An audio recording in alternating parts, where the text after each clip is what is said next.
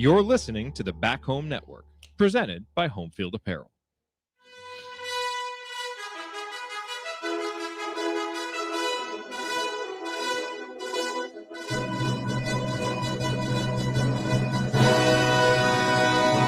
And welcome, Hoosier fans, to another victorious episode of the Assembly Call, as tonight your Indiana Hoosiers defeat the Purdue Boilermakers 72-67, earning Darian DeVries his first signature victory as coach at Indiana, giving Indiana their first truly meaningful NCAA tournament resume victory, and once again proving Curt Cignetti right that Purdue sucks. With the national championship Indiana football team there being honored before the game. Nice moment for Purdue to be able to see a champion up close. I know it's been a while, maybe ever, since they've really been able to do that. And so that was very nice to see. But your Indiana Hoosiers step up. And yes, there were some struggles offensively there at the end of the game, as we'll talk about. But jumped out to, played really well early on, had a great stretch at the end of the first half to go into halftime up 11, played really well to start the second half, and eventually got up by 15, 16 points, whatever it was. And you knew Purdue would come back as a veteran team, and they did. But Indiana able to make the plays at the end to secure the victory and just get a huge win, which we're very excited to talk about. It moves Indiana 14-7 overall, 5-5 in conference play. And let's break it down. I'm your host, Jerod Morris, here with Andy Bottoms, Ryan Phillips, and Bob Moats on this edition of the Assembly Call IU Postgame Show. And let's start this show the way that we start every show. That is with our Hoosier Proud banner moment. And for the banner moment, we have to go into the second half. I believe the score was 65-62, or maybe it was 65-63. I don't remember. All I know is Indiana's lead had dwindled. Purdue was really getting good shots on every possession, running the little screen and roll action with Braden Smith and Trey Kaufman-Wren. Indiana's offense really struggling, missing the front ends of 1-and-1s, not getting good looks. Lamar Wilkerson turns it over 2 possessions in a row. And I think having seen this Indiana team struggles against, bona fide top 25 competition, I think it would have been fair for every Indiana fan watching this game to be a little bit nervous. And Connor Enright steps up and drills a 3 that puts Indiana 68-63, puts Indiana up 5 points, and just a confident shot. I mean, Tucker DeVries gets it over to him, maybe 15 seconds left on the shot clock, just steps up and drills it on a night when, you really saw the full breadth of Connor Enright's value, playing 40 minutes with Tatum Connerway not even getting 1 minute tonight, drawing the assignment of guarding Braden Smith, and all Connor Enright does is score 8 points, 8 assists, and knock down the biggest shot of the game. Just a huge shot for Indiana to push that lead out. Obviously, they would need to make some free throws late to secure the victory, but that shot kind of ended that offensive drought, and I think kind of gave everybody confidence, okay, we can close this out down the stretch. That's what you expect from seniors in big games like this. That's what you expect from your experienced guys, and Connor Enright stepped up and did it, really in a game where everybody who played, you can look up and down the roster, guys made positive contributions. It wasn't perfect at times. It made us all a little bit nervous, but that was a great 40-minute team effort by Indiana to close out, obviously, what is a good Purdue team, but now a Purdue team that has lost 3 games in a row, which is always nice. So that is our banner moment, and our banner moment, as always, brought to you by our friends at Home Field Apparel, now in their 10th season sponsoring the Assembly Call, and their 4th as the presenting sponsor for the Back Home Network. And I know that you don't need me to tell you this, but if you are looking for a place to get gear to commemorate this incredible Indiana football season, Home Field Apparel is the place to go.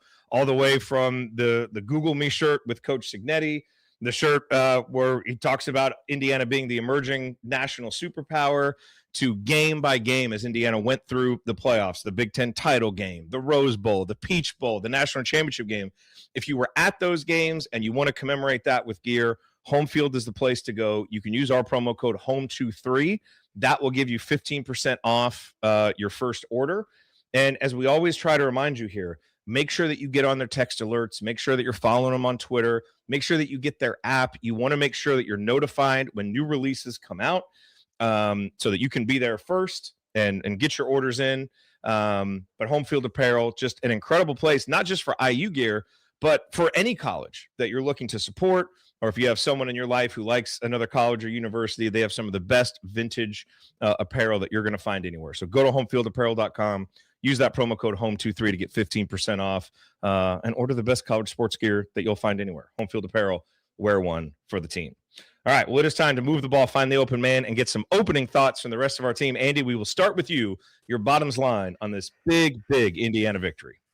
Yeah, what a tale of two halves in some ways, as you said. The big stretches for me up until that Enright shot, the banner moment was really how they finished the first half. They're down by 4, had started to feel like things were getting away from them, and then they get a Bailey layup. Wilkerson hits a 3, DeVries hits a 3, Bailey scores inside, and then I think that was when Josiah Miles hit a 3. So 13-0 run there, and they closed the half out 21-6, I think.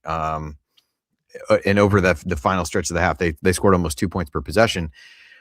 But then fast forward to the end, when everything is going wrong, as you said, there's a 6-possession stretch where they missed the front ends of 3 1-and-1s.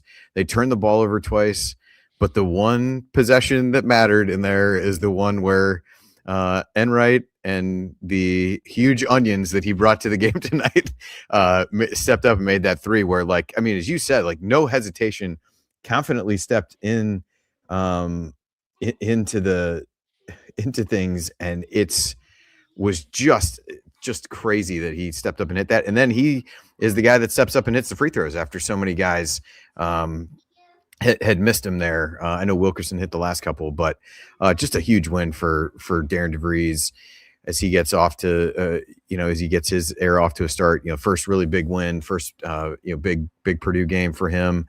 And just thought really had the team ready to go from the jump. Well, I guess I can't say that for sure since they didn't show the beginning of the game on whatever I was watching. But really thought they played physical. They were really into it defensively, forced a lot of turnovers. And the other thing with Enright, as you mentioned, played 40 minutes. The defense on Braden Smith, he only got 5 assists, had 4 turnovers, I believe, overall, and needed 14 shots to get 14 points. And he hit some big shots, don't get me wrong, but Enright made him really earn it. And there were times this was kind of the Nick Dorn game, maybe some times where it seemed like Wilkerson was going to take over. And in the end, it kind of felt a little bit like the Connor Enright game when it's all said and done, because that's what you'll remember as the shot at the end. Yeah, well said, Andy. Ryan, what do you have for us this evening? Did Ryan just freeze? Or did I freeze? I think it was him. I think Ryan's frozen. Okay, we will go to Bob Moats. Coach Moats, your thoughts on Indiana's victory over Purdue tonight? So I thought going into this game, it's going to have to be Tate and Connerway if he's healthy. And I think, Jerod, I mentioned that to you at one point where it's like, this is going to be a Connerway game because the last 2 games, Purdue has struggled with a guy going downhill on him, and IU has one effective downhill attacker in Tate and Connerway. When I saw he wasn't in the starting lineup, I thought, well, this doesn't bode well. And then we don't see him for the first half. But IU found ways of attacking the lane and attacking the paint using a whole lot of different just actions, schemes, attacking closeouts, and gritted out a win, which we have been begging for since I would say since that Minnesota game. When we first kind of saw this team could struggle like this, in certain situations, or at least not find a way to win. Like going up to, we remember them in Puerto Rico. We're getting reports where they're down 20 and they find a way to miracle a victory. We saw them come back against Baylor in an exhibition game, and then they started finding ways to lose. And tonight it felt like they were finding a way to lose late, turning the ball over, missed front ends of one-on-ones.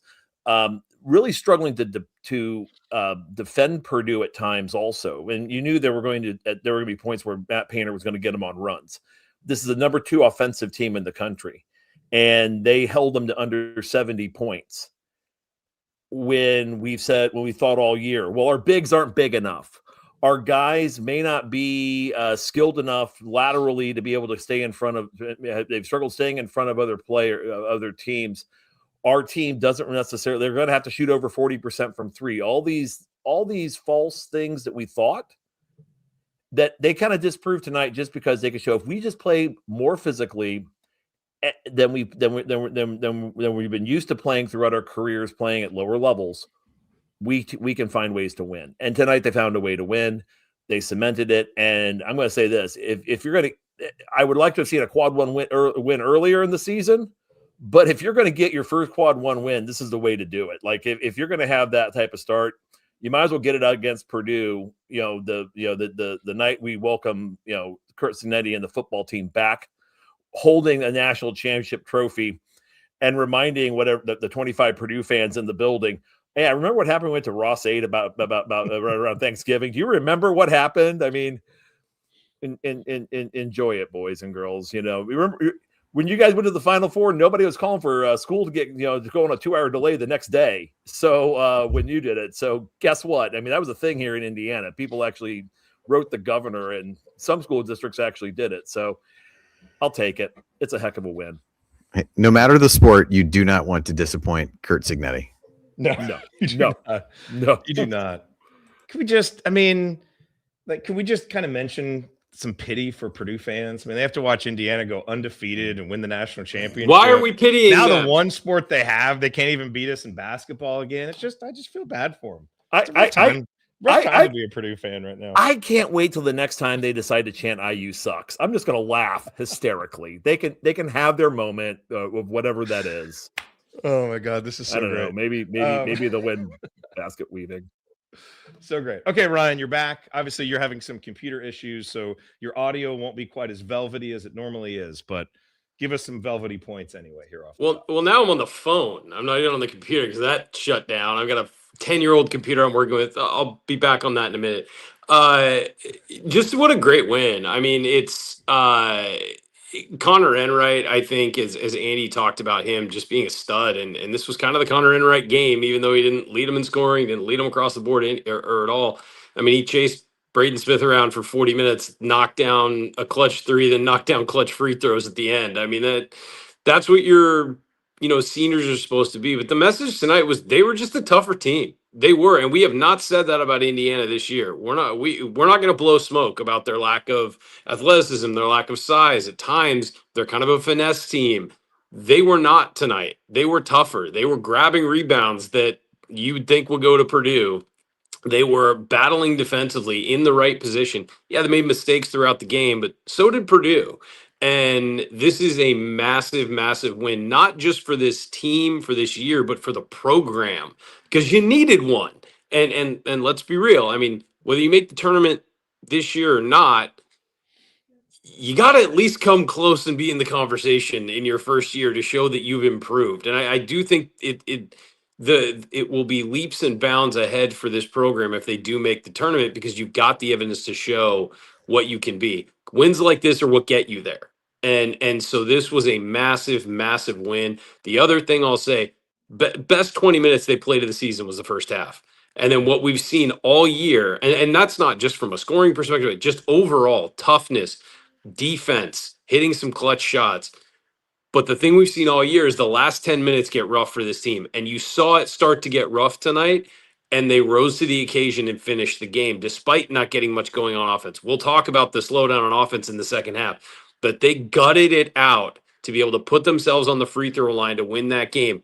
They almost lost the game at the free throw line a couple times, but they were able to knuckle down and get it done. And that's what matters. It doesn't matter how you do it. It matters that you do it. And so big time kudos to this team for really rising to the occasion when earlier in the season they have failed those tests. They passed it tonight, and that's why they got to win. Yeah. Well said. Okay, so let's go to 40 minutes in Bloomington, and let's talk about the first half. And really, I think linger there for a little bit, because I think you're right. This game, Indiana won this game in the first half, taking a 40-29 lead into halftime. There was a real danger moment. I think it was right before the 8-minute timeout where Purdue went up 23-19, and they went on a little run, and it kind of felt like a danger zone for Indiana. Like if Purdue was going to kind of take control and make this a 10, 15, 20-point victory, like a lot of people thought this was going to be, that kind of would have been the time to do it. And I was so impressed with Indiana's ability to bounce right back. I think there was a timeout, whether it was immediate timeout or whether DeVries called a timeout, an immediate 8-0 run by Indiana to retake control. I think there was a Dorn 3 in there, maybe a Wilkerson 3. But that kind of reasserted control. They pushed that out even more, again, to take the 11-point lead into the half. And Andy, when you look at that, the first half box score, Obviously Lamar Wilkerson stands out, 11 points, but also 7 rebounds for Lamar Wilkerson. And, as we start talking about stats, Wilkerson and DeVries combining for 17 rebounds, I think was massive today. Indiana lost the rebounding battle to Purdue, but because those guys rebounded more than they normally do, it made it respectable. But, Wilkerson, and by the way, can we just be thankful that Wilkerson was able to get up after that fall that he took in the first half? Because that looked really bad. And he was able to bounce right back up, get a 3-point play by making the free throw, and then he got the rebound on his miss and was able to score after that. But that, and then Nick Dorn, who, obviously is a huge story in this game, 8 points in the first half. Then he came out, big at the start of the second half with his 18. Nick Dorn now, as Indiana has played much better in these last 2 victories, 23 points against Rutgers, 18 against Purdue. I mean, that is a huge difference for this team that in a lot of games, it really felt like, hey, we're relying on Lamar and DeVries to get points and just whatever else we can scrape together from everybody else. Having that third guy is huge and really felt like kind of brought a lot of balance to what Indiana was doing offensively in the first half, Andy. So, again, I think we're going to hyper-focus on the missed free throws and the big plays at the end of the game and Connor Enright's 3, but it really felt like Indiana kind of won that game in the first half and held on in the second half. And that's fine. Ryan, to your point, it doesn't matter how you do it, just that you do it. And that's why that stretch, those final 8 minutes of the first half were so big for Indiana tonight. Yeah, I mean, that's why I mentioned that stretch in the opening. I think what you had, though, you referenced a number of guys that played well. Also got some really good minutes from Reed Bailey, particularly after Alexis got his second foul. Bailey has obviously struggled to finish around the rim. He ends up getting that one lob where I'm not totally sure he had much to do with the ball going to the basket, but then he scored a couple others going to the rim after that. Josiah Miles stepped in, really gave some good minutes in the first half, hit that big 3, but was also just really active and, grabbed a couple rebounds and was, just involved and really allowed guys to rest. And he was somebody who had to step up a bit with Connerway down. And so, like you said, you got those contributions. Wilkerson, he took, I think, 11 shots in the first half, but didn't really take bad ones. Hit some big threes, a couple big threes in the half. Like you said, everybody kind of held their collective breath as he went down. You got really all of DeVries' points came in the first half as well. He ended up with 3 steals. Just thought the level of activity and physicality was just different than what we had seen in a lot of the other games. And you hope that, Hummel referenced this on the broadcast, that there were things in that Michigan game toward the end where, they didn't play well in that game, but there were some things they could take away with the way they played in the second half and some of the pace they played with later in the game. And I really think that has carried through when they've played well since. I thought that showed up on Friday night. I thought it showed up in large chunks tonight, really until late in the second half when it seemed like they were just trying to sit on the ball and let the clock run out, which I know we'll get to in a minute. But I just thought the pace on that end, even if it did, not necessarily taking quick shots, but just the movement and the pace was really good. And then it just becomes a matter of how this team can maintain that over the course of a 40-minute game. And I think he did some different things with trying to get guys rest in the second half in particular, which we can talk about, but just was really important to get off to a good start. And as you said, it seemed like the game might be not getting away from him there, but you don't want to dig yourself a hole where all of a sudden the pressure starts to be on you at home and the crowd gets kind of nervous and those situations happen. And instead you build that 11-point lead at the half that Purdue, they did get it down to 2, as we talked about before, but really for most of the second half, you had a 7 to 12 point working margin. And that was in large part a function of how well they played to end the first half. Coach Moats, I'm curious your thoughts on the first half. Like, to what do you attribute Indiana building that 11-point lead? Is it just we made shots? What was the approach, offensively or defensively, that you particularly liked, that Indiana brought tonight? I'll go ahead and start with offense. I'm going to pivot quickly to some defensive things that I think really did the number on Purdue and kind of put them in a position where they really struggled to respond. Jerod, I love the mentioning of that after the under 8 and coming out ATO. And I think when they did that, the first thing they did was they ran Wilkerson in a ghost action off the top, and Wilt goes to ghost, and Wilkerson's at that point with this team where on a scouting report, it's like, we're going to throw landmines, the kitchen sink, and everything we have to make sure that he's not going to be the guy that kills us, which then opens up the lane for Bailey off of just off of a slip screen or a ball screen and roll. Hit him, gets the layup. Okay, so that space is there. Wilk then hits the next one when they lost him, and then the third time, and DeVries does this from time to time. You'll see him run a series of actions, very similar actions over 3 or 4 or 5 straight possessions. And IU will try to find something new out of each of them. So one time it could be the penetration, one time it could be the level 2 on the on the slip or the roll, or they're looking to find a level 3 jump shot out on the perimeter based on how the defense is responding to the initial score off the action, oftentimes off that slip. So that next time they ran the PNR, this time they have the ball Wilkerson up top. Bailey hits it, and then DeVries ran that ghost, and they brought the tagger off of DeVries. Wilk immediately recognizes it, pops him, boom, 3-point shot, and now at that point you're talking kill. That's 2, that's an 8-point run right there that you've gotten just off very simple actions, very basic actions. And that's something that was really impressive to see them coming out of that timeout and just, okay, here's our dagger. We know we're in a danger zone. We know we're down 4. At that point, hustle points were even. Purdue could definitely open up. If they get a kill, this thing, now you're playing from behind, it's really going to be hard for this team to come back, much like it was against Iowa. They got that. Defensively, though, I'll say this. From the get-go, they really did when they first started, they started with post doubles. And we're like, why are they post doubling? And after about the first segment, when they stopped doing it, made sense. They went ahead and post doubled. They kind of got the post to start trying to figure out where they're going to try and put the ball. And then they shut that off. And then went ahead and just said, okay, you want Oscar Clough to beat? If Oscar Clough is going to beat us, we're going to let Oscar Clough beat us. Oscar Clough isn't going to beat you. Okay, Daniel Jacobson in the post, we're going to let you try to beat us? Okay, you can try to beat us. We're going to knock Trey Kaufman-Renn out above the 3-point line. We're going to make enough contact on him. When he catches it, he's going to catch it out here. He's not going to catch it where he likes to at the nail. Same thing was true with Braden Smith. I mean, Connor Enright was in that. I mean, I'm sure he knows what deodorant the guy uses, what gum he chews, if he's wearing perfume, if he's wearing cologne, what he's wearing. He knows all that stuff about him now, and just dogged that kid and kept him very uncomfortable. And at the end of the half, I know we'll talk about stats later, Braden Smith had no assists. The all-time leading assist guy, with Big Ten, whatever, the assist god of the state of Indiana had no assists at the end of the first half. That's a pretty damn good defensive game plan. That really, they really schemed it well. Yeah, well said, Ryan.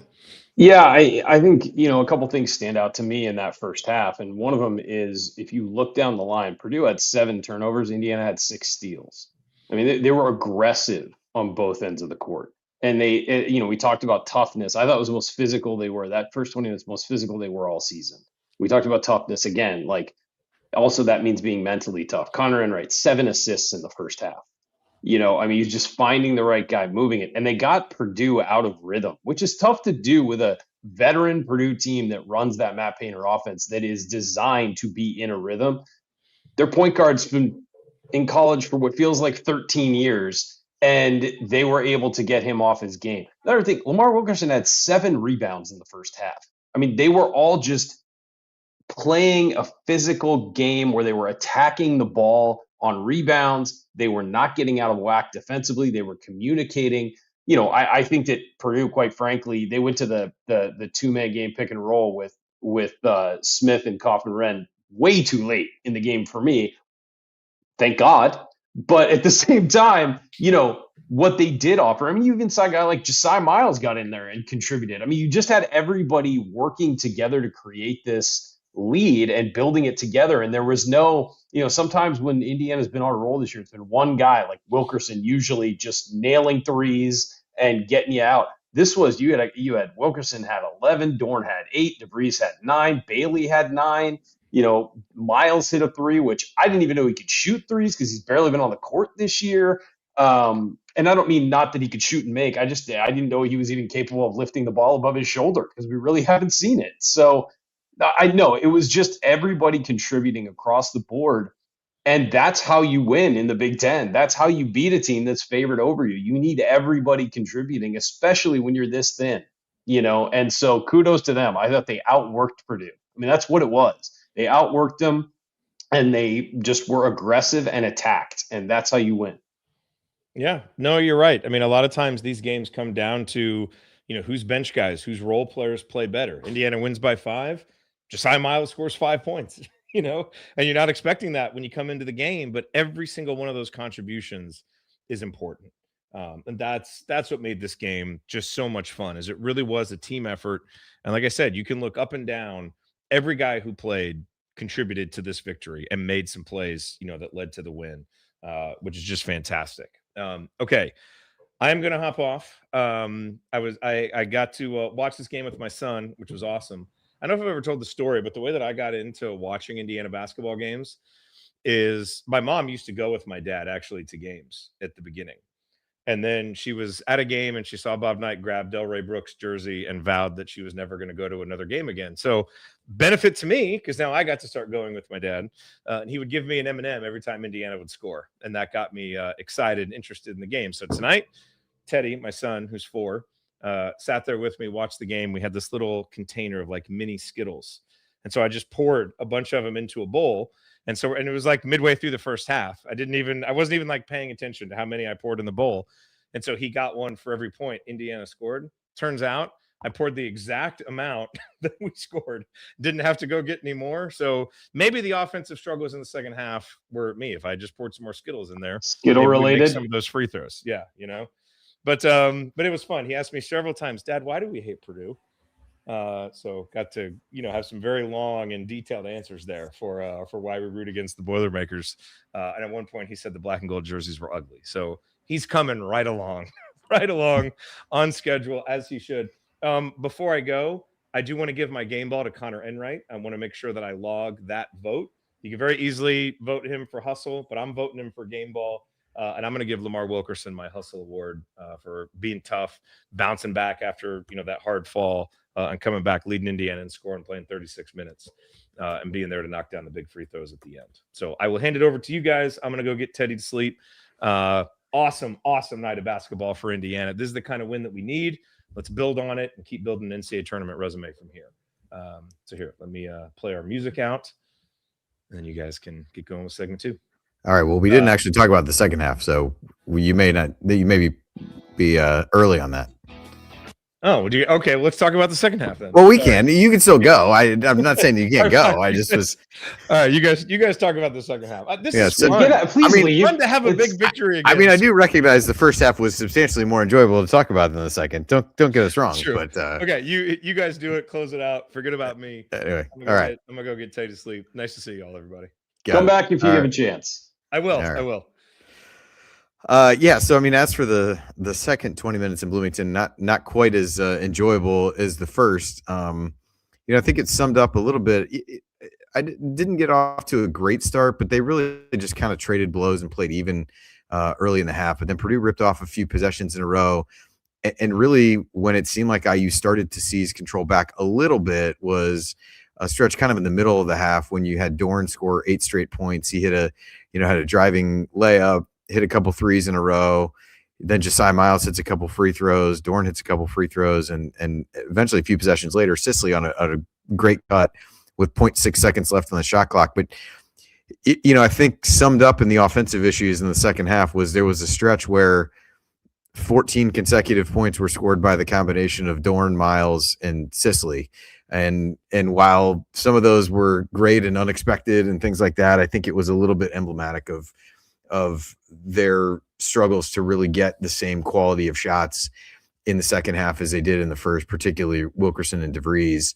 And DeVries ended up being held scoreless in the second half. But, Coach Moats, what did you see Purdue doing differently or IU doing differently that led to such a transition from a really beautiful offensive half of basketball to whatever was happening for large chunks of the second half? We'll kind of get into the end of game stuff in a second, but just during the bulk of the second half, what did you see?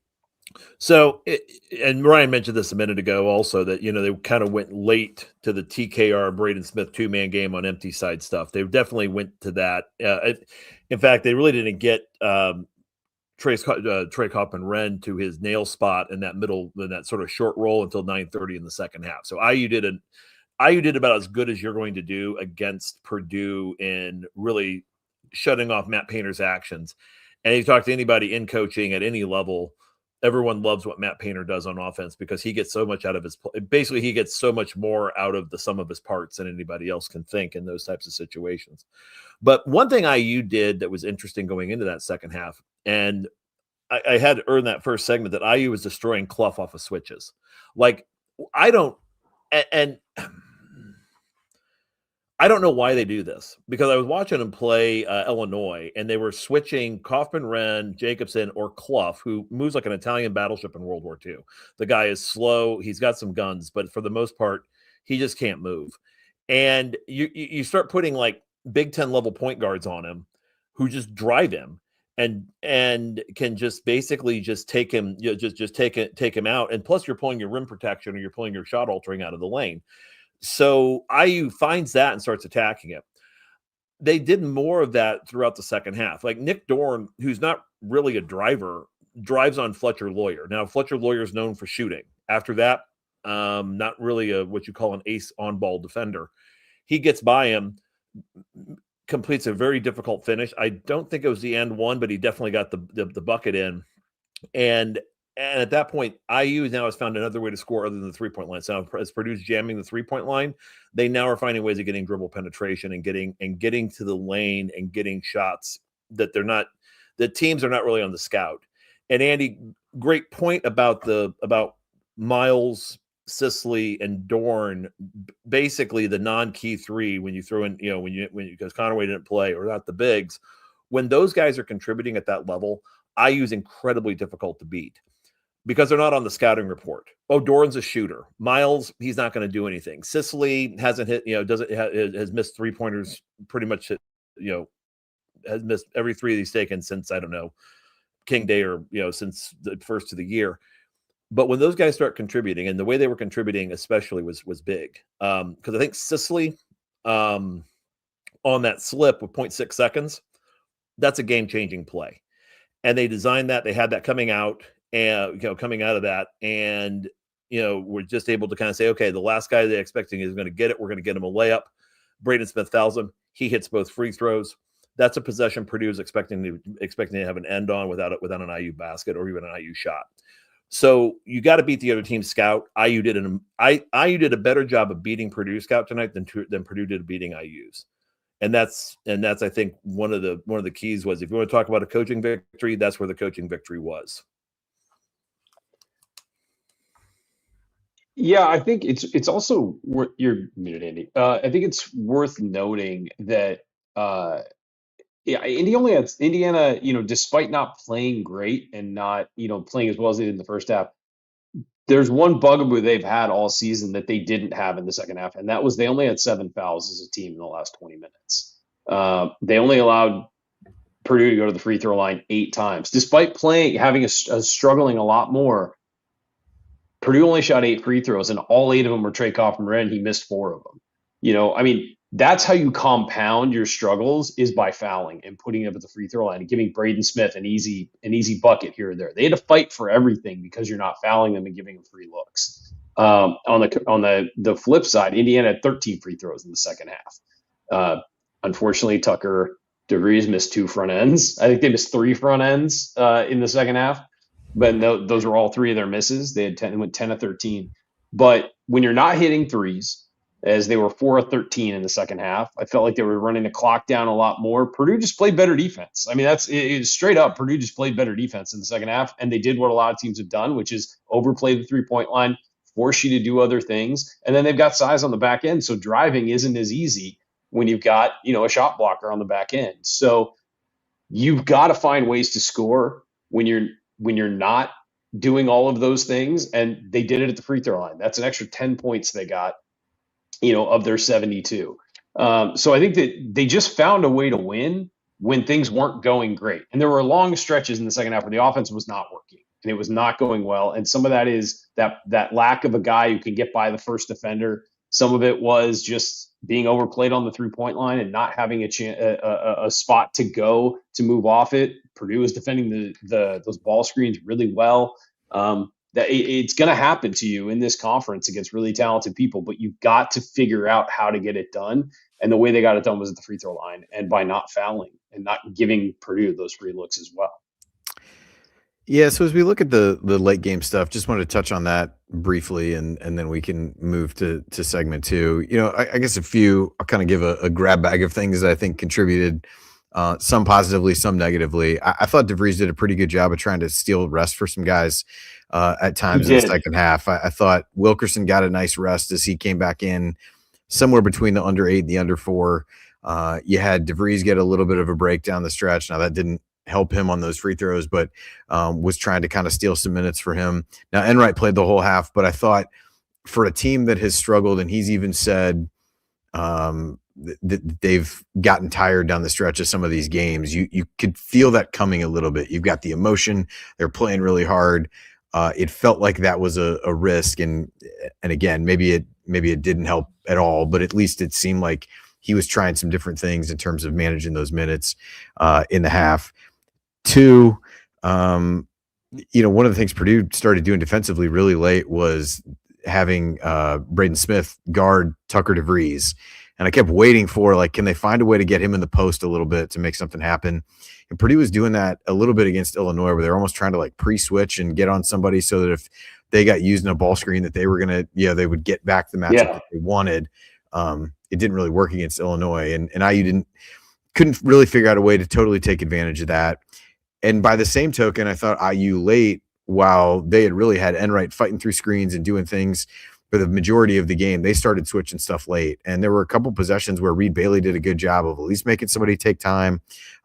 He switched on to Braden Smith a little bit and looked pretty good on a possession, forced him to give it up. So I thought throwing in some different wrinkles at Purdue late in the game was good and kept them off balance a little bit. Didn't always keep them from scoring.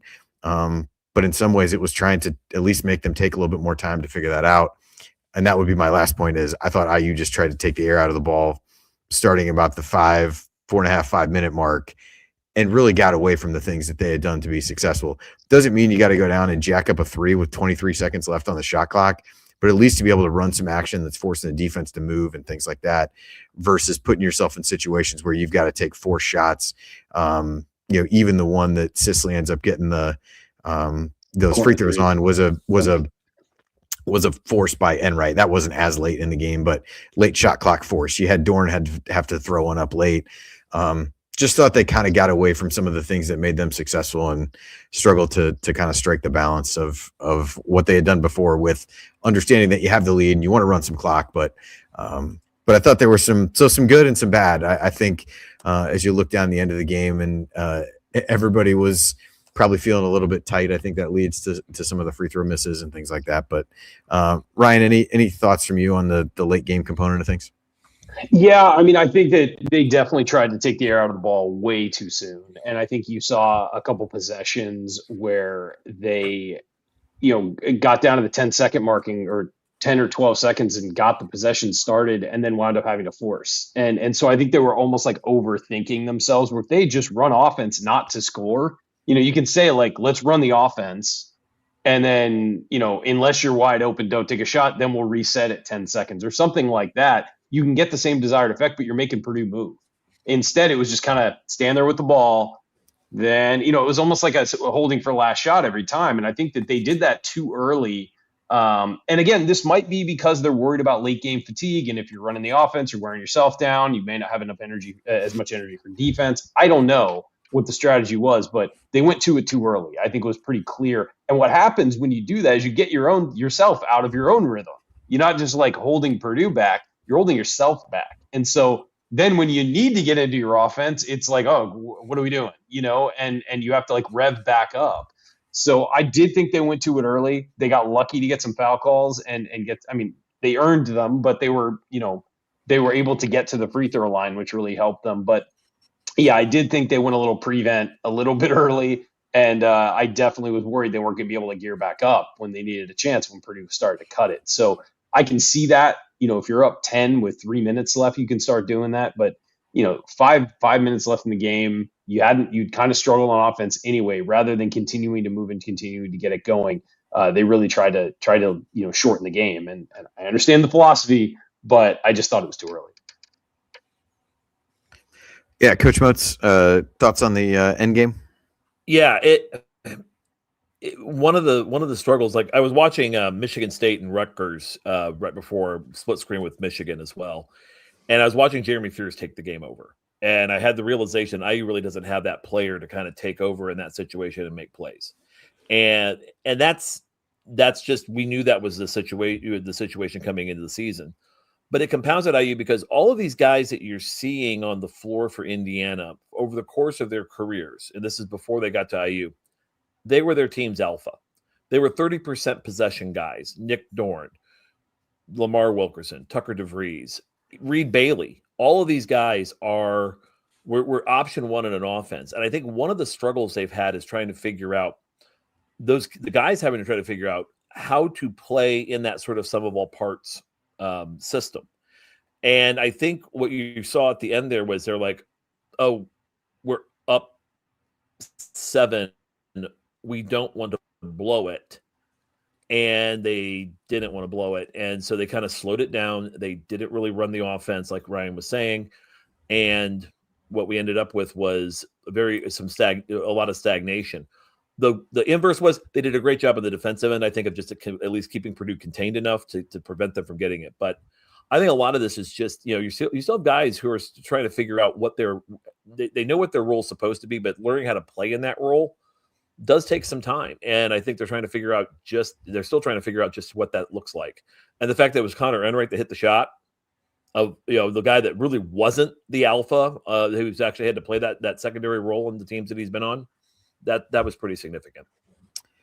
Yeah, this is definitely a group that is learning to win together in these kinds of situations. And so hopefully the experience in this one pays dividends down the line, because this will not be the last close game they have as a group. And so to be able to get this one, be able to survive some of those mistakes, and then hopefully bounce back in the next one and be able to not even have those mistakes there to overcome will be critical. So, all right, with that, we're going to take a break, and I'm going to give a shot to running the stuff that Eddie set up here. So hopefully this goes well.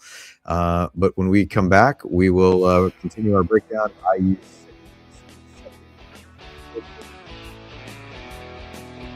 Game and share a few stat sheet stories. You're listening to Assembly Call. Stick with us.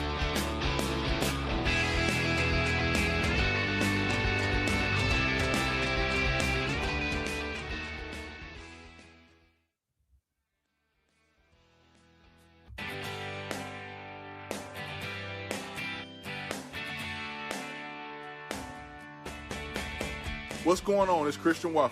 What's the only thing better than an epic buzzer beater? Celebrating it with friends afterwards. Join my guys Jerod, Andy, Ryan, and Coach on the Assembly Call after every IU game. Go Hoosiers.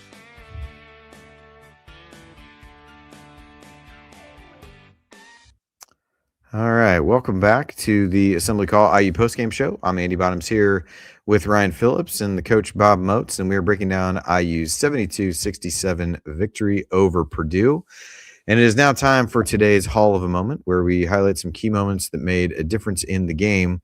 We'll try to be a little quick here. I know we went long in the first segment with the excitement, but it is getting late for Bob and I here in the Eastern time zone. Ryan, I'm sure, would love to stay on the entire night if possible, but we'll try to move things along. Some of the things I wrote down for the Hall of a Moment were actually things that I've touched on already. Some of those were the Sicily cut on the 0.6 seconds on the shot clock. Ball goes out of bounds, gets the cut, gets fouled, makes both free throws. Turned out to be a huge 2 points that helped to kind of stem the tide a little bit, but also just in what turned out to be a really close game, was a critical play for a guy who had not been in the game and didn't get a lot of minutes at all. We talked about some of the contributions from Josiah Miles. Again, a guy who was getting at least decent minutes at the beginning of the year and had kind of fallen out of the rotation a little bit, was able to get in the game against Rutgers. Thought struggled a little bit with fouling in some of those scenarios, but was really active. And I thought his activity level was good. Being able to, get to the free throw line in the second half. Hummel talked about that, where Purdue closes out on him really hard. He's a guy that scouting report, I'm sure, says let him take threes, even though he had made a big one in the first half. But just thought he played really well in some of those moments and those kinds of contributions. And then we touched on Reed Bailey being able to finish around the basket. Thought I joked before we got started that there might be a law of some kind that prohibits both Reed Bailey and Sam Alexis from having a good game on the same night. And so each game is this exercise for DeVries to figure out whose night it is. And thought Bailey just with some big buckets in the first half, being able to go to the basket and make some things happen there. And I thought tried to hold his own defensively, outsized at times, but thought he did some decent things there. Did miss the front end. He was the other guy who missed one there toward the end, but just thought those contributions off the bench were huge in a game that IU ended up outscoring Purdue 16-12 in bench points. And if you said that before the game, you probably would have said, "Oh, that's Tatum Conaway getting some minutes coming off the bench," things like that. But as we talked about, really everybody stepped up and made plays, and those were just a few moments where the three bench guys that did play stepped up and made key contributions over the course of their 44 combined minutes, if I'm doing the math correctly here. So thought some good things from the bench, and you need that in a game like this to get you over the hump and make some plays. Man, I just said the get over the hump thing, but what are you gonna do? I mean, it's been ingrained in us for how many years? What are you gonna do? I love that we can never use that phrase again. I know. Yeah. I mean, we're a product. We need to reclaim it. We need to have a night where we reclaim that phrase. Yeah, in a positive way. I mean, I kind of just tried, but I don't know. I don't think it was effective. Ryan, any moments that stood out to you tonight? Yeah. With 5:23 left, Lamar Wilkerson had a great drive in the layup to put the score back up to 10 points. It was Indiana's last field goal of the game with 5:23, and he went. That was Trent Sisley had the free throws. And then last 2-point field goal. Enright did hit the three. So. Oh, he hit that three. I'm sorry. Yeah, I meant until that. Yeah, it felt like it might be the last field goal of the game for a while, though. Yeah, for sure. That's right. It was like a 4-minute stretch where they couldn't do anything on offense after that. And he makes that layup. Sisley has his 2 free throws, then they come back down and they lose Kaufman Wren in the middle of the floor, and he dunks it. And then they come back down, run the shot clock down, and Wilkerson's able to get to the hoop. He did try it again on the next possession, and it didn't work. But from there, Purdue just steadily cut the lead and got. So if you don't get that layup, you're in a much different position late. But we've seen Wilkerson have some really good drives this year, even though that's not like his bread and butter. We've seen him have some really good key drives this season. That was one of them, and that really helped. You look at it at the end, if he doesn't get that layup, where are you at the end of the game? Yeah, that's one thing that he's really gotten better at as the year's gone on. I think in some of the early games, even in the bye games, he just struggled to finish around the rim. And I don't know what that was and didn't watch enough of him at Sam Houston to know whether that was an issue that he ran into there very much at all. But he's really gotten better at that and being able to use angles and get to the basket. And finish. He's gotten comfortable against Big Ten defenders, I think, which has helped. Yeah. Yes, for sure. Coach Moats, any moments that you wanted to hit on? I would also throw this in about Lamar. He also is learning to play more off 2 feet. When he plays off 2 feet, he's incredibly effective in and around the rim. And I don't think he did, and he really didn't do a whole lot at Sam Houston State. So I mean, that's one of those things that you're watching in player development. I would say I'm just going to put this one up very subtle, but 10-12. Reed Bailey can drive the basketball. He did it at Davidson, and he had a chance to do it tonight against Purdue's bigs. And at 10-12 of the first half, he drives it. And this is again when IU was down, was down right before they went down 4. But he drives it, collapses the defense just enough to get it kicked out, and then get it one more over to Dorn for a wide open 3. There were some scary Reed Bailey drives tonight, but there were also some scary Braden Smith drives tonight as well, and definitely some scary Fletcher Lawyer drives tonight. And on a team that doesn't have a whole lot of dribble penetration, if you can get that advantage and use that over the course of the season with Bailey in, not talking every possession, but on those ones where he can do it off of a reject, off of a handoff, or just get it out there off some of the Princeton action they're running, and he gets a chance to kind of drive it on a big, that was one of those moments where it's like, I'm just really think it's interesting that IU is finding that, is finding ways of incorporating that into the offense and just, again, finding ways to beat the other team's scout. Yeah, the only other moment that I'll talk about, we talked about Wilkerson getting more comfortable driving. This is a 1-game sample size, so take this for what it's worth. But I thought Dorn had a couple big drives in this one. Another one that I marked down was going into the under 8 timeout in the second half. Purdue had cut it to 7 again. They're kind of going back and forth a little bit, and he drives, gets to the basket, gets fouled going into the under 8, comes back out, makes both of them, pushed it back up to 9 at the time. He just had some key buckets that really helped stem the tide. And as he continue, I mean, I'm not sure how teams continue to leave him on the outside, but as they adjust how they're guarding him based on how well he's shooting the ball from 3, he's going to have to at least be enough of a threat there to keep people honest. And I think we've seen, saw more of that tonight. I think he had a drive or 2 in the Rutgers game as well. So he just looks more and more comfortable. I will say he's him navigating screens is a bit of an adventure defensively. He tried I'm just going to run right through guys a couple times, got talked to by the coaching staff. Then he had one where he took a rather circuitous route to try to get Foster Lawyer, and he hits a 3, or Fletcher Lawyer, and he hits a 3 because he couldn't get to him in time. So I think defensively he's a work in progress. I think he wants to. He's playing hard on that end. I think he wants to be able to control. Oh, he's definitely working. That's a work in progress, but yeah. He's definitely a little bit like the Rutgers game. There was a couple of times where he's like really clapping, trying to get into it defensively, and then gives up a bucket right away. And it's like, I appreciate your want to. It's just like we got to figure it out. But no, but like I said, I think he's really, if he can start to diversify his offensive game a little bit, he's a great free throw shooter. If he can drive to get fouled, and he's got the size to really be able to finish inside and things like that. So I think his continued growth, certainly important in the very short term with Conaway out and him needing to step into the starting lineup. But I also think for what that means for the future of this team is even more important. So with that, we'll take a look at a few stat sheet stories from the game. And as we go inside the numbers, just a reminder that this segment is brought to you by our friends at Jackson Hewitt Tax Services. If you live in Bloomington or the surrounding areas and you want your taxes done right, contact our friend and Chat Mob Hall of Famer, Megan Mahaffey, and her team in Bloomington, Bedford, and Martinsville by calling 812-339-3334 or by visiting jacksonhewitt.com. Ryan, I will throw it to you first. What stats jumped out? I think what is the most remarkable to me is how, I know this is a completely different team. So like comparing things to last year is crazy, but I'm going to do it anyway. How this team wins so differently than what we're used to seeing. They hit 12 threes. They outshot Purdue from the free throw line. That was only 74%, which is low for this team, but they missed a couple front ends. 14-9, 8, to 8 of 15 for Purdue. 12 of 33 from 3, which is 36%. Purdue 7 of 20, 35%. The other thing, you look at turnovers, and despite struggling on offense in the second half, they only had 8 turnovers, and Purdue had 10.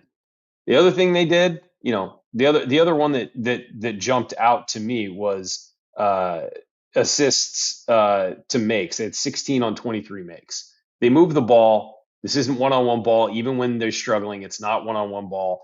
They move the ball. They don't make mistakes. They hit shots. I mean, these are all the things that we've wanted from Indiana for so long. And now, again, it's not perfect. It's the first year of a long project. Hopefully it winds up being a long project.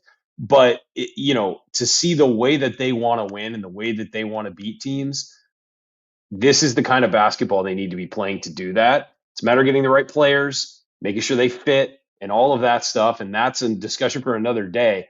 But when this works, it really works. And you don't feel like you got lucky to win. And the one other thing I'll say is Tucker DeVries really struggled in the second half. Only got 1 shot off, I think. Missed the 2 front ends. He led the game in rebounds. He had 10 rebounds on the night.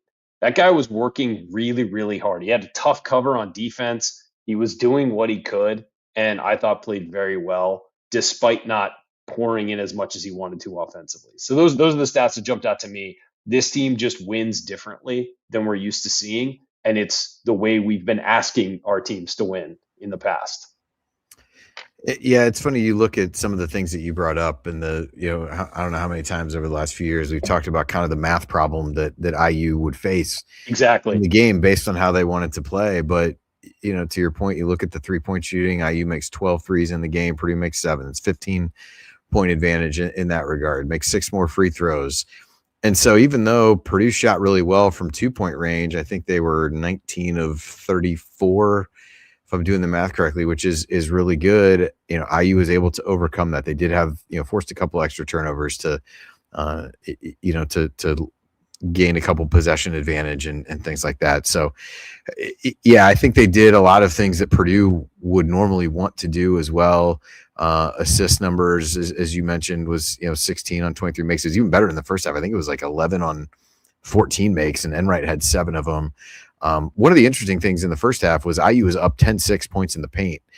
I think to Bob's point, Purdue really got TKR involved a lot later, and that led to Purdue winning the points in the paint overall by the end of the game. But did think, at least defensively and from what they were doing game plan wise, Purdue's a really good team at taking and making mid-range twos, but those are the shots that this IU team has wanted to force teams to take over the course of the season. Thought they did that, and even though that's Braden Smith's bread and butter to a certain extent, I thought they executed that probably better in the first half than they did in the second. But I think that was inevitable that Purdue was going to turn that around just a little bit as you go through it. But Coach Moats, any numbers that you wanted to hit on here?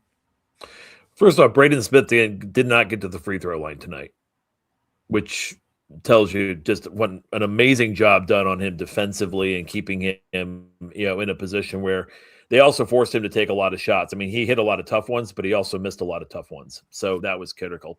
IU was only -1 on second chance points against a team that really is kind of schemed to add extra possessions or extra shots in their possessions through offensive rebounding. They cleaned up the boards fairly well. Forget the rebounding margin or the totals. Look at the fact that, what the result was, which meant that they were, even on the hustle points. One other thing that's interesting, though, is IU shot, I think, 64.7% from 2, and Purdue shot 55%. So from that range. What that tells me is that IU, when they got in there, even though they do struggle to finish around the rim, they were very efficient when they did so. And that's just a good sign against a team like Purdue, that guys like Jacobson, who are really good shot blockers, good shot alterers. And, they may not shoot as many twos as teams at IU in the past, especially the last 8 years. But when they do shoot it, they do a pretty good job of getting the preferred shot that they're looking for, versus, just feed it to somebody, feed it to a big guy, or jam it in there and try to get something. They're actually trying to figure out how to get it. They're getting really good and efficient looks inside and in that 2-point range. So just a great overall performance in that. Yeah. It's crazy to look at that. I mean, just 17. IU just took 33 threes and 17 twos, but they made 11 of the twos, which is which gets to that percentage that you talked about. But yeah, kind of crazy to look at overall. And they got to the line too. That's part of how they got to the line too, is getting it in there and getting the fouls. So I mean, you got to think that a lot of this is just the scheme is definitely working. It's just you can kind of see where just get a little bit more in certain areas can go from where they are right now in the rankings to to that next level. Two other quick things on stats, and then we can break. 15 total fouls for IU. There have been halves when IU had 15 total fouls this year. So again, I thought they did a good job. Nobody had more than 3. I obviously have not had time to look back, but I don't remember the last game that no one on IU's team had more than 3 fouls in a game. So that was a positive. And played good defense and played smart defense tonight. Yeah, really did. And the guys that they ended up putting on the line, 10 of Purdue's 15 free throws were Kaufman-Renn. Clough and Jacobson had 3, and then Jakari Harris had 2. So you didn't use those to let Smith pad his stats, or Lawyer or Cox, those guys. So you're gonna give up fouls to Kaufman-Renn inside, and so they did that. But just thought overall that was a good number. And the other thing, you look at the size advantage that Purdue has at the center position in particular. Clough and Jacobson combined for 5 points. Now, they did have 11 rebounds, but Bailey and Alexis end up with 11 points combined. Now, they only had 3 rebounds, so there was a difference on the glass. But I think for those guys, that to be a net positive for IU was probably a little bit surprising in the scoring column, just given how good Clough is at offensive rebounding and being able to get some cheap baskets that way. So thought those guys did well. Obviously there's other places that Purdue had advantages on the as you look at things positionally, but I thought that was a good one and an interesting one as to how those guys played and kind of held their own. All right. Well, with that, we will take our last break. That was just slightly faster than the prior segment. And as I try to play the music here, I've got stuff going all over the place. Always going well here. All right. When we come back, we are going to hand out our game balls and our Hoosier Hustle Award, and then we'll look ahead to IU's upcoming opponent. It's all next here on the Assembly Call. Stick with us.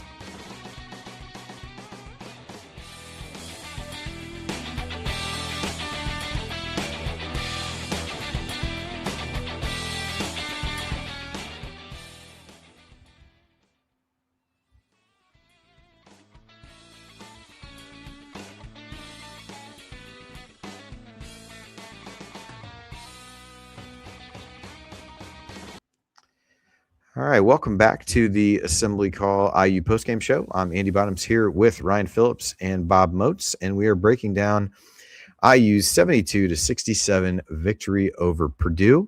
It is now time for our game balls, which are presented by our friends Allie and James at Bloom Environmental. At Bloom Environmental, they provide expert radon, mold, asbestos, and crawl space solutions to protect homes and improve indoor air quality. Call today for a free estimate and mention Assembly Call and get 10% off of your system. You can learn more about them at www.bloomenviro.com. All right, gentlemen, it is time for our game balls. Jerod has already gone on record with his for Connor Enright, a worthy recipient there. Bob, I will go to you first. Who gets your game ball tonight? I'm going to go ahead and go with Nick Dorn on this because I think that he set up, 18 points, did a lot of big things in scoring, a lot of little things on the defensive end. Had a couple times where he got some loose balls in certain situations to really just play probably as I would say he played his best game as a Hoosier, and just feels like we're saying that a lot lately.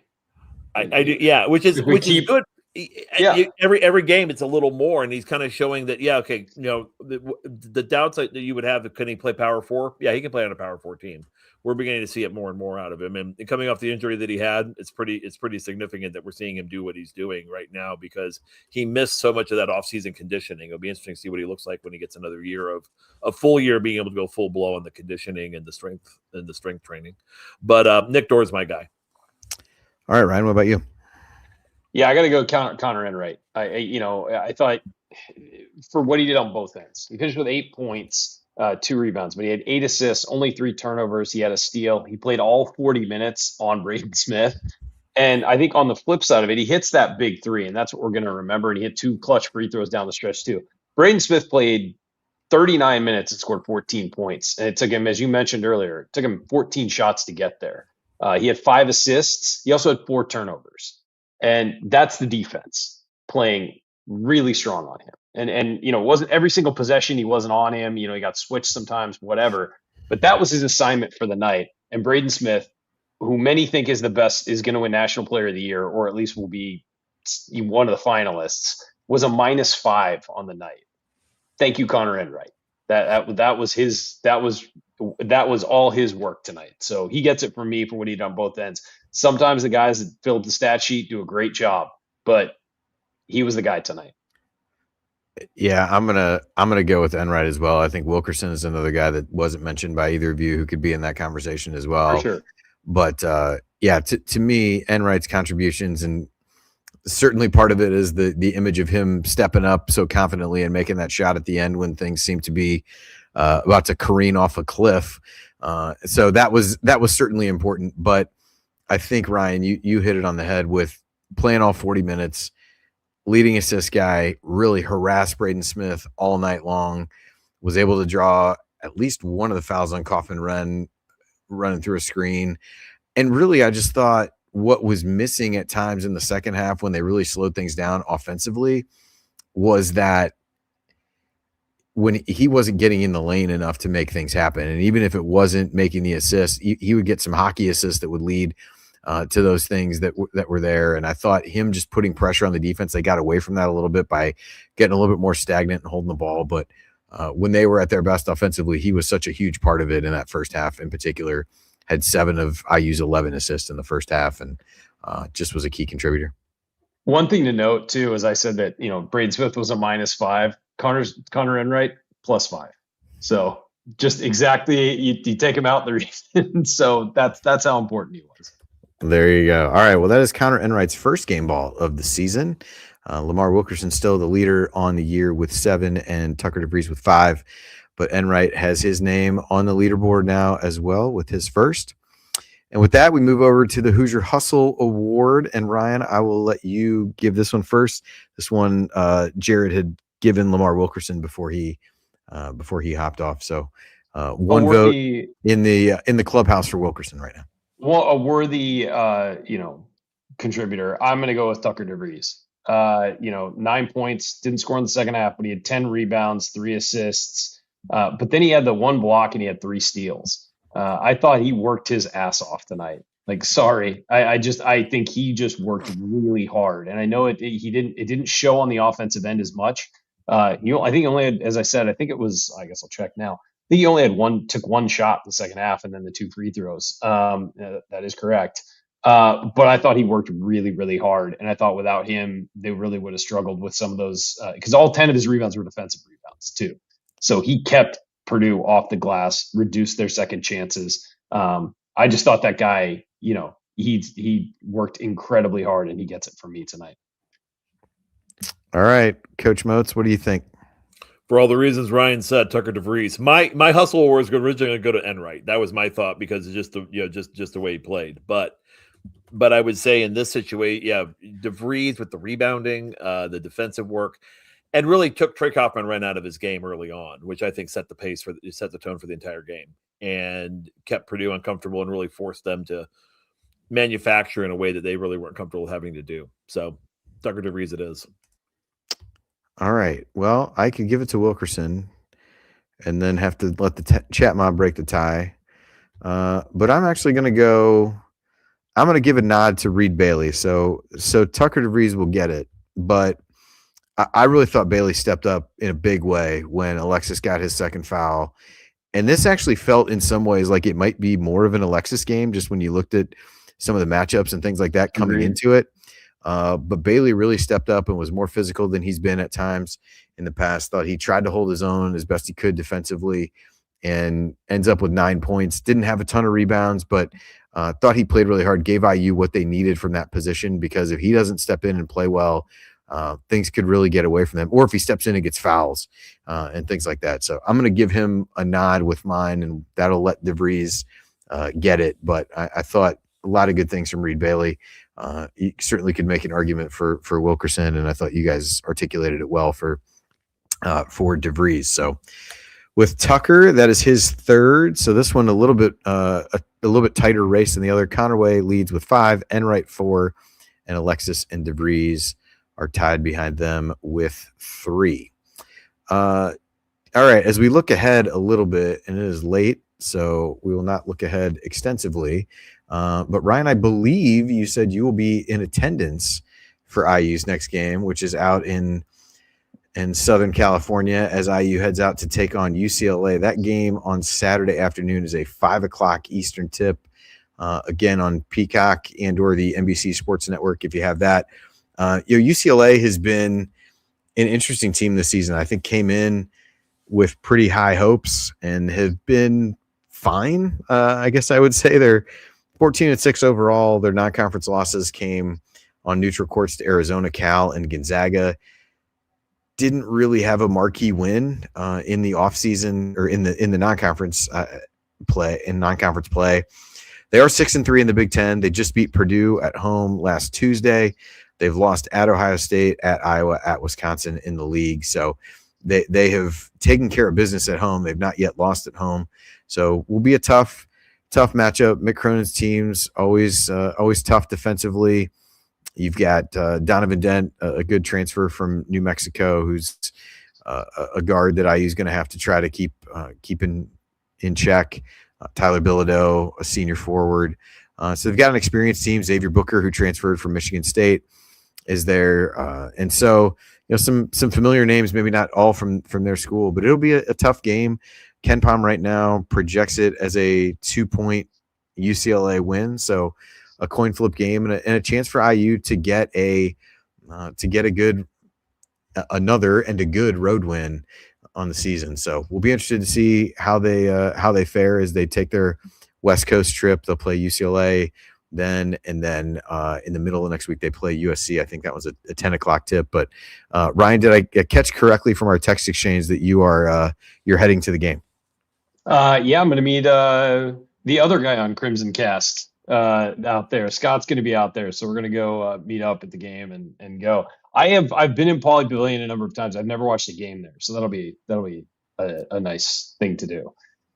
I went to my friend's graduation there, but I haven't watched a game there. So, all right, fair enough. Well, like I said, hopefully a chance for IU to be able to build on this performance out there as you look ahead to the projections for these games again on KenPom. IU projected to lose both of these games to UCLA and USC, but by a total of 3 points. So really, as you look there, you've got those games, then you come home to Wisconsin and Oregon, maybe a chance to get a little bit of momentum, even if you can split these games out west. And so I'll be curious to see how they're able to build on what they did today. And again, hopefully being able to come through with a win in a game like this down the stretch, despite some of the hiccups that we talked about, will pay dividends for this team as they move forward. And would certainly be good as we start talking about potential NCAA tournament type things. This win tonight certainly helps with that. Getting a road win at a tournament caliber team like UCLA or USC would take that even further. So with that, we'll give a final reminder to check out our friends at Home Field Apparel. You can use the promo code HOME23 at checkout to get 15% off your first order. And with that, it is time for last call. And Ryan, I know you had a last call probably about this game, but also a recruiting piece that you wanted to throw in here. So I'll let you just fold that into your last call. Yeah, I think that it's worth remembering, and the team across the street from the basketball team just won the national championship. So expectations and pressure are going to ramp up on the basketball program, given the portal and what can be done with money and all of these things, and picking the right people and talent evaluation. It's easy to get caught up in that. And what you have to remember is Darian DeVries is here to turn around what has been about 8 years to a decade of bad with the basketball program. And nights like tonight remind you why they hired him and brought him in. Now, they didn't get the roster exactly how they wanted it this past time. You can tell every game by what they're missing, that there are things missing on this roster. But nights like tonight show you what the program is supposed to be, and tell you that long term, you get the right people in there, you start building something, this is what it can look like consistently. Haven't seen it consistently enough this year, but there's reasons for optimism that we see pop up. And tonight is one of those. And so it's just a reminder that this is a process. You want to win now, you want to go to the tournament this year, all of that, but you don't win a national championship in year one, or usually year two, unless you're Kurt Signetti, and there's only one of those. So tomorrow, Indiana is widely projected to land Trevor Manhertz, a four-star wing who is more than likely going to reclassify. Everyone expects him to reclassify to 2026. He'll join a recruiting class that has Vaughn Carvalho, Prince Alexander Moody, 2 top 75 guys. So likely 3 top 75 recruits coming in for next year. On top of that, you have the 3 freshmen likely to, I expected to return. I don't know if they will, but it looks like they will. You never know these days, but 3 freshmen, Sisley and the 2 Euro guys. You got Josh Harris, who hasn't played this year, but he's a sophomore this year. As a freshman, he was all freshman in the ASUN, averaged 13 points and 7 rebounds. You've got, Josiah Miles, Jason Drake, who was, shot 40% from 3 last year. Nick Dorn's coming back. You've got a group of guys coming back. This is not an all-senior roster, which I think people forget. There are juniors and sophomores and freshmen on this team that will be back next year. And the difference between this year and last year is going to be they're not going to need to go get 12 guys in the portal. They can focus on a more targeted approach. Now, some of those guys probably will not return. I mean, that's just the way college sports is. Not for any reason, just because guys seek out other opportunities every year. And so but they're still not going to have to go get a dozen guys to fill out the roster. There is a base of talent to build from, unlike last year. And so I think it's going to get better.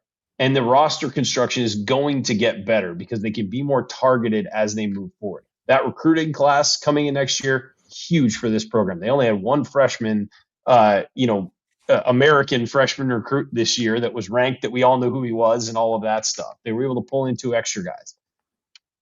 This is important for the future of the program. Tomorrow's a big day for the future of the program. If they supposing they land him, they are expected to, and what they're building. So the rest of this year is important. I think they should really make the tournament at this point with the roster they have. But remember, this is step one in a multi-step process to get Indiana back to a national championship level. And that starts this year. It starts with recruiting wins like tomorrow, and then it starts with the portal in the offseason. And then you continue to build to that level. And I think nights like tonight show you that this coach is capable of getting them there if he, is able to get the players around that he needs to get. So that's his next test for me. Sounds good. Coach Moats, final thoughts from you on IU's 72-67 victory. So when you go back in the annals of Purdue history, you will see that since the days of Billy Keller and Rick Mount, there has not been a more lauded class than the Braden Smith, Fletcher Lawyer, TKR group. And they went 500 against Indiana. The way that this program has been in kind of a constant flux and rebuild. I think that's really significant to where things are trending over the next few years, because I think the way IU beat them tonight was that IU was quicker. They were quicker in almost every position, almost every spot. The bigs are faster than their bigs. Tucker DeVries on Trey Kalpin-Wren. Kalpin-Wren couldn't really guard him on the perimeter in the first half. They had to put Braden Smith on a 6'8" power forward on the perimeter in the second. When you really kind of look at this, it's like what Ryan's saying is dead on. It's that IU is kind of looking at this from a standpoint of we're going to bring in the right guys, much like Kurt Cignetti did in football. And we could very rapidly, because of the way that we're positioned, outpace what Purdue's doing, both on the hardwood as well as the gridiron. And I do believe very fervently that Manhertz is going to be a critical pickup. I got a smart guy I talk to all the time. He talks about the sweet spot. Ryan mentioned it. We've got 3 sweet spot recruits, coming in the next class if Manhertz does reclassify, and you also have the Branham kid coming in, who's also a sweet spot recruit. That's how you build a champion, and you can, with being able to plug in with the portal, it's pretty essential. It's pretty essential that it's going to be good for this program moving forward. All that being said, great night when you beat Purdue, isn't it? Is it? I mean, this is a beautiful night. So I'm ecstatic. I would echo that. This was just a huge win for this group. They've needed to come through in one of these big games, and they have come up short so far. The MO on them coming in was they basically won the games they were supposed to win, lost the games they were supposed to lose. Maybe you throw the Minnesota game on the road in the middle somewhere as a swing game, but generally speaking, that's what they had done. And so this was just a critical game for them to be able to take a Purdue team that comes in having lost a couple games, a veteran team that was going to come in angry and wanting to get back at it. And I thought IU really matched their intensity early on, got off to a good start, got the crowd behind them. And this was really one of the first games this year where the crowd was really able to get into the game and play a factor in a way that was meaningful. And so as you look ahead to that, they're halfway through the Big Ten season. They're 5-5. They've got 5 home games, 5 road games left. These next 2 on the road, but then you've got 5 of the next 7 games at home.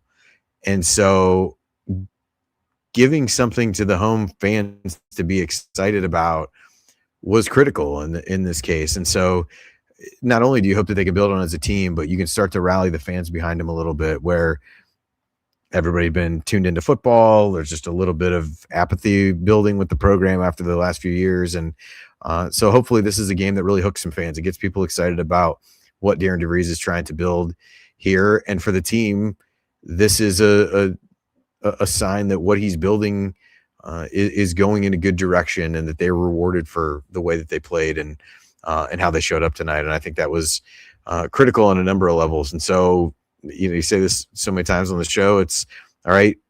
Now, what do you do with it? Whether you won or you lost, how do you respond in the next game?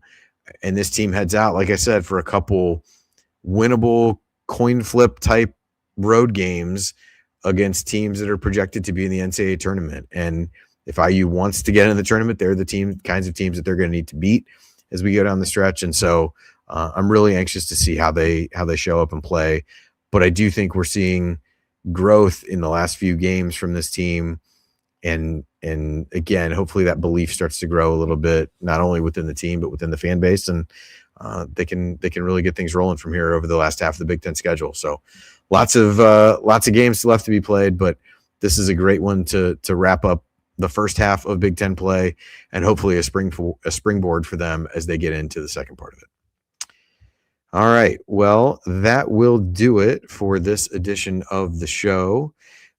We will be back with you on Saturday. And if you want to see us do the show live and be part of the live chat, make sure that you subscribe to our YouTube channel at youtube.com/assemblycall.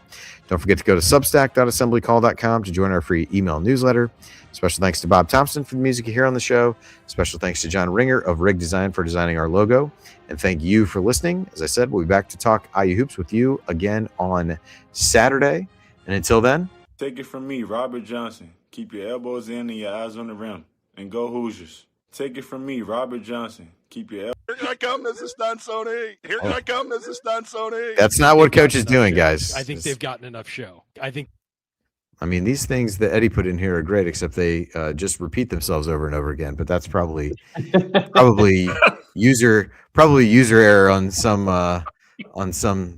level. So At least you have your computer, Andy. It's Yeah, well, I do what I can. So anyway, all right. Well, a few snafus there with that. Oh, here's this. I should probably have just toggled this option off that says loop track, and that wouldn't happen. But you live and learn.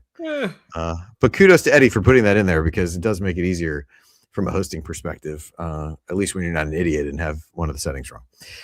So anyway, gentlemen, it is late, a cool 12:30 here in the Eastern time zone. So I'm going to call it a day, but always good to chat with you guys, especially about a victory over Purdue. So like we said, hopefully this becomes a springboard for this team. And Ryan, enjoy the game in person on Saturday. I'll chime in afterwards with Scott. Hopefully you can bring home a victory. And we'll see. I mean, are you sitting with Scott during the game? We're working on tickets right now, but Okay, gotcha. that would be preferable. I'd say. So yeah, I'd like to get eyewitnesses account from anyone who sits next to the two of you during the game, if that is possible. So. I'm as super calm during games. I don't scream. I'm just kidding. All right, well, see what you can do about that. I mean, so anyway. All right, guys. Bob, appreciate you joining. Ryan, thanks, you. Bob. Always computer fixed. Always a pleasure. All right, and thanks everybody for joining us. We will talk to you again this weekend. Thanks. Bye. Good night, everybody.